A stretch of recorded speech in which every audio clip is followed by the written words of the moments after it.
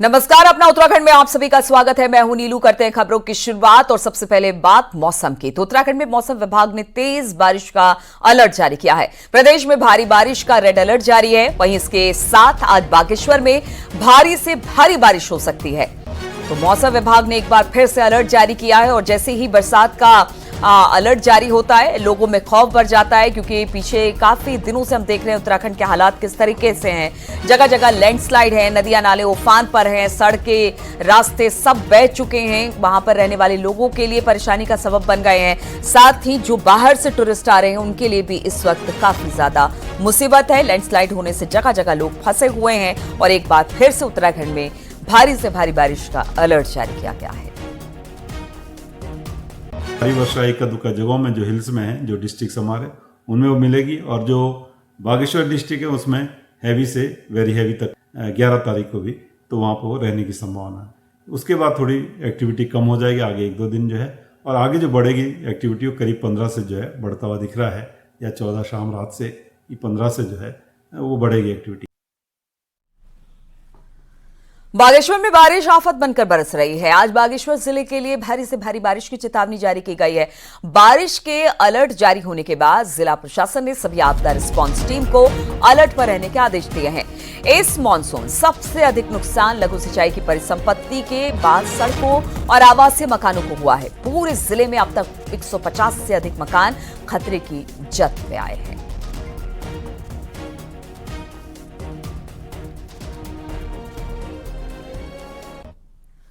रुद्रप्रयाग में केदारनाथ हाईवे पर गुप्तकाशी से सोनप्रयाग के बीच लगभग 7 जगह पर लैंड स्लाइडिंग जोन इन दिनों परेशानी का सबब बना हुआ है। हल्की बारिश होते ही मलबा और पत्थर नीचे की तरफ खिसक आते हैं। सबसे ज्यादा समस्या डोलियो देवी के पास है, जहां पर हल्की बारिश होते ही हर दिन हाईवे बंद हो रहा है। वहीं विभाग को अभी तक मात्र 2 स्कीइंग जोन के लिए ही वहां पर पैसे मिले हैं, यानी कि जहां भी स्लाइड हुआ है वहां पर स्कीइंग जोन के ट्रीटमेंट के लिए सिर्फ 2 ऐसी जगह है जिसके लिए उसे पैसे आवंटित किए गए हैं।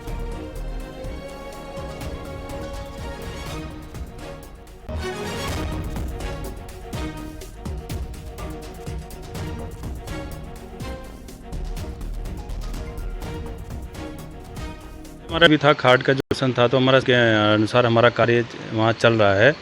और कुछ पोर्शन में जिसमें वो एड में नहीं लिया गया है, तो उसका भी सीओएस बना रहे हैं, मतलब वेरिएशन जा रखा है भारत सरकार को।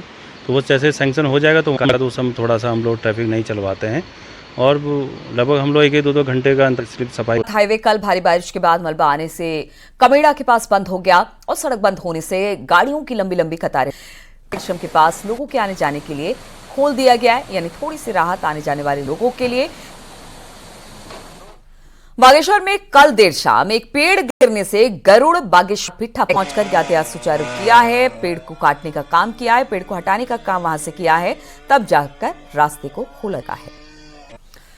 और नैनीताल से बड़ी खबर आ रही है, जहां पर मानसून के दौरान स्कूली बच्चों को उफनती नदी कि स्कूली बच्चे जान जोखिम में डालकर उफनती नदी को पार कर रहे हैं। ग्रामीणों का कहना है कि कई सालों से पुल की मांग की जा रही है, की पुष्टि न्यूज़ 18 नहीं करता है, लेकिन तस्वीरें आपको जरूर डराएंगी, क्योंकि अगर उत्तराखंड की पहाड़ी नदियां कभी बच्चे जान जोखिम में डालकर स्कूल जाते दिखाई दे रहे हैं। हरिद्वार में शाम के बाद अचानक मौसम बदला और तेज बारिश होने लगी, जिसके बाद चीला में पड़ने वाली बरसाती नदी उफान पर आ गई। नदी का पानी सड़क तक पहुंच गया। नदी के उफान पर आने से आवाजाही रुक रही है, लेकिन इस दौरान कई कांवड़िए जान जोखिम में डाल। पहाड़ों में लगातार बरसात के बाद से गंगा और उसकी सहायक नदियां उफान पर है। गंगा चेतावनी रेखा से महज कुछ ही दूरी पर बह रही है। आपको बता दें कि ऋषिकेश के प्रसिद्ध घाट त्रिवेणी घाट पर केंद्रीय जलयोग के मुताबिक गंगा का चेतावनी लेवल 339.50 सेंटीमीटर रखा गया है, जबकि गंगा अभी महज कुछ दूरी यानी कि 338.70 सेंटीमीटर पर बह रही है। वहीं मानकों के अनुसार खतरे का निशान 340.50 सेंटीमीटर है। ऐसे में पुलिस प्रशासन लोगों से गंगा से दूरी बनाए रखने की अपील कर रही है। गंगोत्री धाम में हर साल गंगा नदी का तल उठता चला जा रहा है, जिसमें गंगोत्री धाम पर लगातार खतरा बना हुआ है। हर साल नदी में आने वाले गाद के कारण नदी का तल उठ रहा है, जिससे नदी का जलस्तर बढ़ जाने से नदी धाम के किनारे घाटों भवनों तक अब धीरे धीरे कर पहुंच गई है। गंगोत्री धाम में एक बड़ा खतरा मंडराया हुआ है, क्योंकि गंगा नदी का जो तल है वो काफी उठ गया है। हम आपको दिखा सकते हैं, ये भागीरथी नदी जिसे गंगा नदी कहा जाता है, पूरी तरह से तल उठा हुआ है। और तल उठने के कारण क्या हो रहा है कि जो नदी है, नदी सीधे गंगोत्री धाम की ओर रुख किए हुए है। अगर कभी भी जल स्तर बढ़ता है तो भागीरथी शिला से लेकर गंगोत्री धाम तक के मंदिर पे खतरा मंडराया जा सकता है। आप देख सकते हैं कि किस तरह से नदी बरसात के समय में बहती है, काफी रौद्र रूप नदी का रहता है। और आप देख सकते हैं कि जब नदी का जो बेड है, रिवर बेड, वो जब उठा हुआ है,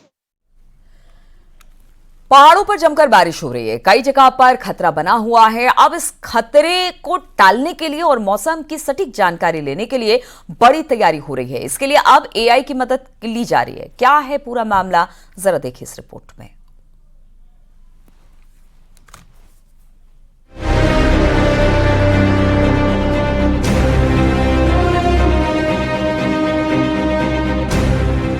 उत्तराखंड में मौसम की सटीक जानकारी के लिए अब जल्द ही एआई यानी कि आर्टिफिशियल इंटेलिजेंस का इस्तेमाल होगा, ताकि आपदा के आने से पहले ही जानकारी प्रशासन को मिल सके और वो लोगों को अलर्ट कर सके।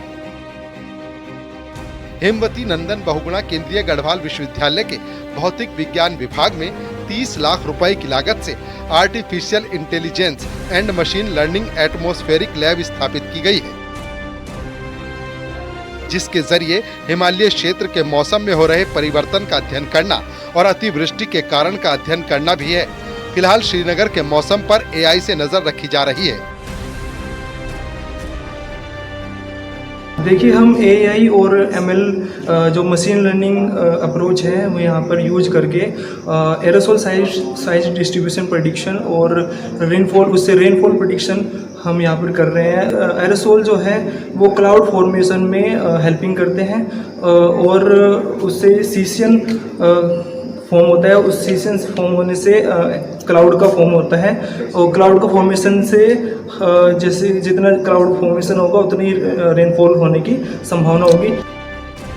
हेमवती नंदन केंद्रीय विश्वविद्यालय के प्रोफेसर का दावा है कि अगर बीते 50 सालों का सैटेलाइट डाटा एआई मॉडल को दिया जाए तो एआई मॉडल के जरिए मौसम का सटीक अनुमान लगाया जा सकता है, जिससे आपदा से होने वाले नुकसान को कम करने में काफी मदद मिलेगी। हम किसी भी तरीके से जो भी, चाहे हमारा तापमान में सपोज अगर हम लोग कहते हैं तापमान में वृद्धि, तो तापमान में वृद्धि हो सकता है कि पिछले 50 साल का डाटा अगर हम सैटेलाइट डाटा ले लें अगर हम मॉडल के द्वारा आर्टिफिशियल इंटेलिजेंस मशीन लर्निंग के द्वारा हम अगर किसी स्टेशन की जानकारी लें तो हो सकता है हम बता सकते हैं कि अगले आने वाले दिनों में जो है उस स्टेशन पर जो तापमान में जो वृद्धि होगी या नहीं होगी तो कितने % होगी। अब तक उत्तराखंड के हिमालयी क्षेत्रों में स्वचालित मौसम स्टेशन स्थापित नहीं है। ऐसे में एआई मशीन लर्निंग मौसम का सटीक अनुमान प्रदेश के लिए आने वाले वक्त में काफी कारगर साबित हो सकता है। न्यूज़ 18 के लिए पौड़ी से आलोक रावत की रिपोर्ट।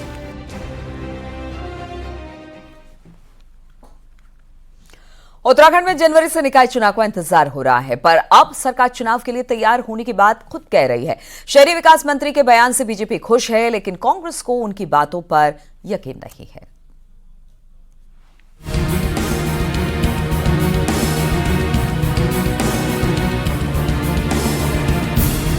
अक्टूबर में निकाय चुनाव का इंतजार खत्म हो सकता है। नगर निगम, नगर पालिका और नगर पंचायत के लिए तैयारी कर रहे नेताओं के लिए अच्छी खबर है। शहरी विकास मंत्री प्रेमचंद अग्रवाल के मुताबिक वोटर लिस्ट का काम पूरा हो चुका है, परिसीमन भी करीब पूरा हो चुका है और सरकार तैयार है। निकाय चुनाव बहुत जल्दी हम कराने की स्थिति में हैं, क्योंकि जो हमारे पहले की क्रियाएं हैं हम वो पूरी कर ली हैं। जैसे मतदाता सूची हम पूरी कर चुके हैं। हमारे यहाँ सीमांकन लगभग सभी निकायों का हो गया है, कुछ को छोड़ के। उत्तराखंड में ज्यादातर निकायों में बीजेपी का होल्ड है। ऐसे में बीजेपी नेता फील्ड में निकाय चुनाव को तैयार है, लेकिन कांग्रेस को शहरी विकास मंत्री की बातों पर यकीन नहीं आ रहा। तो तैयारियां हमारी पूरी तरीके से आगे बढ़ चुकी हैं। तैयारियां पिछले क्योंकि ये भारतीय जनता पार्टी का कार्यकर्ता है, ये प्रतिदिन ऐसे ही जीता है कि इसको चुनाव लड़ने की तैयारी करनी है। तो चुनाव मोड में भारतीय जनता पार्टी है, लगातार काम में लगी है। देखिए, ऐसा वो पिछले बार 2 बार पहले भी बोल चुका, उसके बाद बोल चुके कि ऐसा नहीं हो पाया, तो अभी भी वो कह रहे हैं, पता नहीं क्या करेंगे, इसका भगवान करेंगे। निकाय चुनाव बीजेपी और कांग्रेस के लिए अगला बड़ा चुनाव है। नेता अपने अपने लेवल पर तैयारियों में भी लगे हैं, लेकिन कौन उम्मीदवार बनेगा और किसका पत्ता कटेगा, ये तारीख के ऐलान से पहले आरक्षण से तय होगा। अंकर भट्ट, न्यूज़ 18, देहरादून।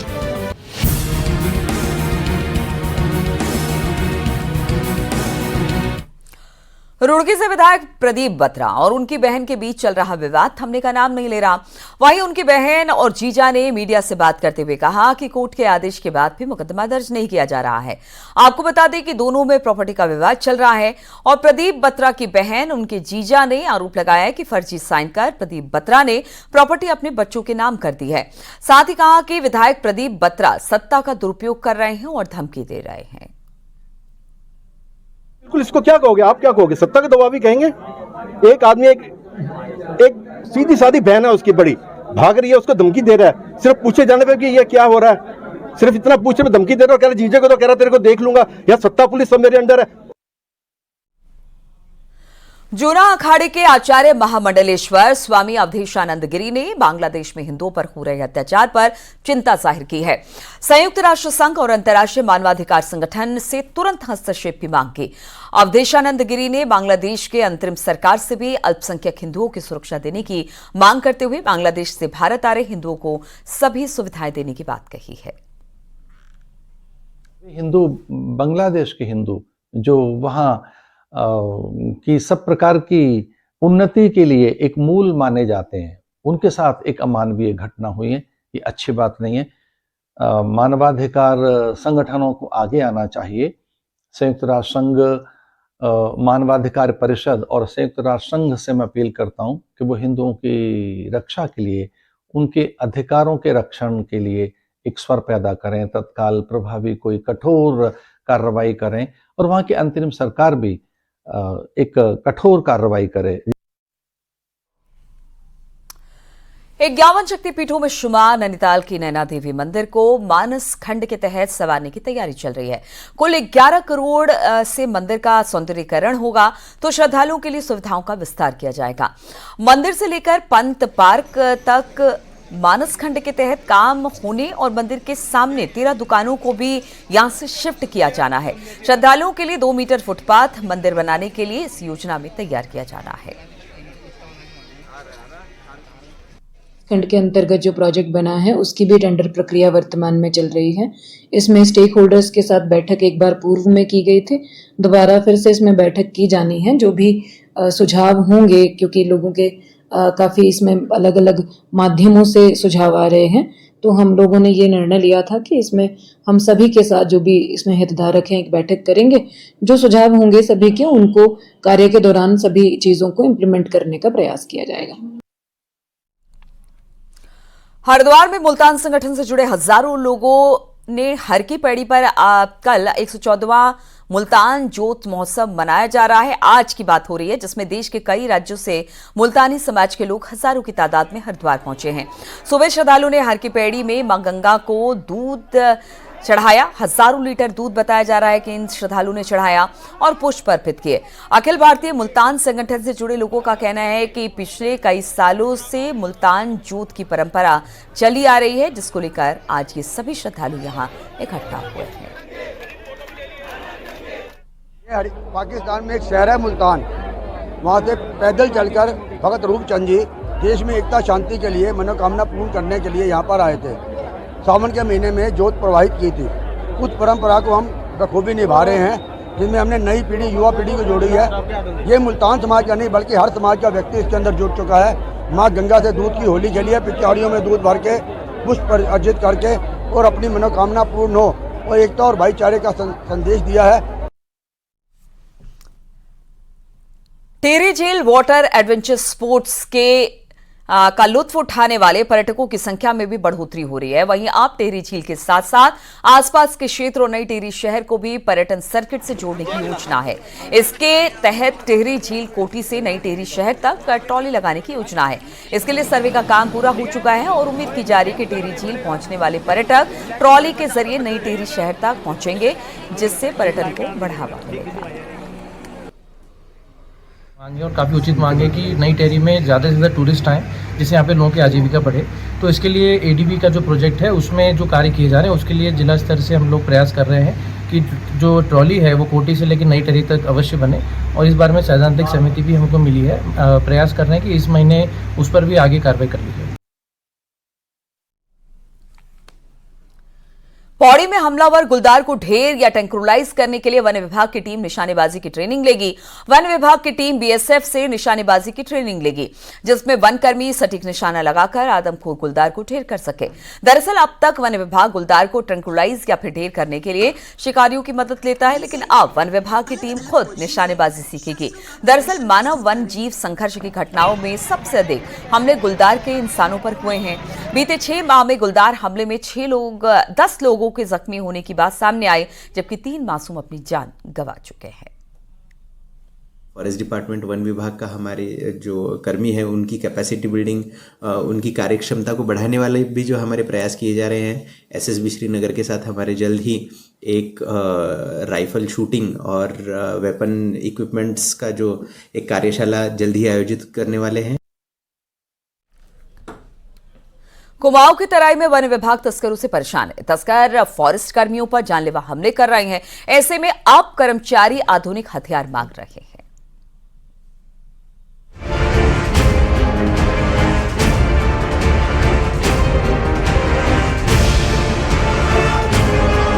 तराई के घने जंगलों में आए दिन तस्करों और वन कर्मचारियों के बीच भिड़ंत होती रहती है। देसी हथियारों से लैस तस्कर जंगल की बेशकीमती लकड़ी में तो हाथ साफ करते ही हैं, साथ ही वन्य जीवों को भी निशाना बनाते हैं। लिहाजा वन विभाग इनके मुकाबले के लिए मॉडर्न पिस्टल, राइफल और बुलेट प्रूफ जैकेट चाहता है। बस अभी तो रेंज में सफिशिएंट नंबर में है, बट अब हम लोग ने थोड़ी मैपिंग करके जो सेंसिटिव रेंजेस हैं उसमें संख्या बढ़ाने का हम लोग प्रयास कर रहे हैं, ताकि और डाउन द लेवल ये शस्त्र दे दिए जाएँ उनको। तो उसके लिए हमने एक प्रस्ताव भेजा हुआ है उच्च स्तर को, और वो अप्रूव होने के बाद हम लोग इनको सब उपलब्ध करने की स्थिति में होंगे। इसके साथ ही जो उनकी निजी सेफ्टी के लिए जैसे बुलेट प्रूफ वेस्ट है या कुछ इस तरीके की चीज़ें हैं जो लगती हैं, तो हम लोगों ने उनको भी प्रोक्योर करने का प्रयास इसमें कर रहे हैं। जाहिर है घने जंगलों में तस्करों का सामना आसान नहीं। समय के हिसाब से तस्कर भी मॉडर्न हो गए हैं, लेकिन उनके मुताबिक वन विभाग मॉडर्न नहीं हो पाया है। लिहाजा कई बार तस्करों से मुठभेड़ जानलेवा भी साबित होती है। हल्द्वानी से न्यूज़ 18 के लिए शैलेंद्र नेगी की रिपोर्ट। विकासनगर के सहसपुर में एक वीडियो वायरल हो रहा है। बताया जा रहा है कि एक पुलिस कांस्टेबल बीच सड़क बाइक सवार को पीट रहा है। वहीं वीडियो वायरल होने के बाद एसएसपी देहरादून ने कांस्टेबल को सस्पेंड भी कर दिया है। दरअसल एक बाइक सवार सड़क के किनारे जा रहे एक पुलिसकर्मी को टक्कर मारकर फरार हो जाता है। इसके कुछ दूरी पर पुलिस वाले उसे पकड़ लेते हैं और एक कांस्टेबल बाइक सवार की पिटाई करता दिखाई दे रहा है। हालांकि न्यूज़ 18 वायरल वीडियो की पुष्टि नहीं करता है।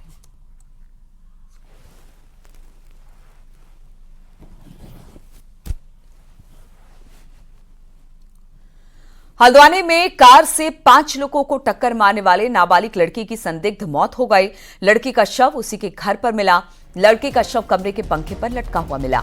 दरअसल शुक्रवार रात एक नाबालिग कार ड्राइवर ने सड़क के चलते लोगों के दिलों में दहशत पैदा कर दी। कार्ड गोदाम से लेकर हल्द्वानी तक इसकी रफ्तार इतनी तेज थी गाड़ी की कि 5 लोग इसमें घायल हो गए, जिसका वीडियो सोशल मीडिया पर वायरल भी हुआ। पुलिस आरोपी की तलाश कर ही रही थी कि अचानक एक और बुरी खबर आ गई। बताया जा रहा है कि शनिवार सुबह तक लड़की की संदिग्ध मौत हो गई। इस लड़के की बॉडी इसी के घर में पंखे पर लटकी हुई मिली। बताया जा रहा है कि मृतक लड़का नैनीताल के नामी स्कूल में 12वीं का छात्र था।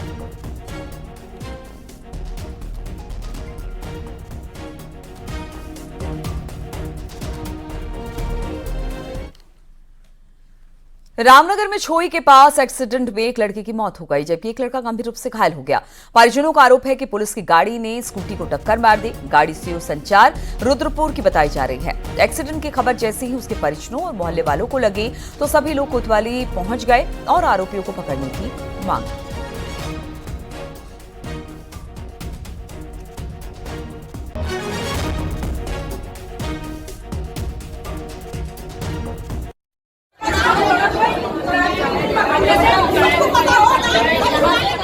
निकले गए थे और उनके लौटने के दौरान उनका एक्सीडेंट हुआ है। सीओ की गाड़ी से बताया जा रहा है और उसका फुल प्रूफ भी है, वीडियो भी है।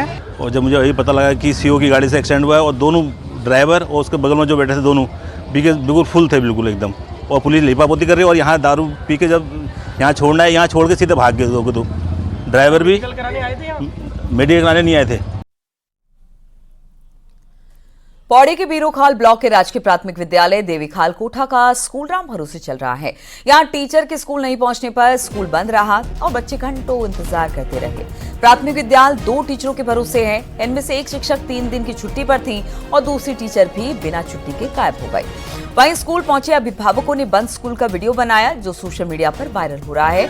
वहीं वीडियो का संज्ञान लेकर मुख्य शिक्षा अधिकारी ने सहायक अध्यापक को निलंबित कर दिया है।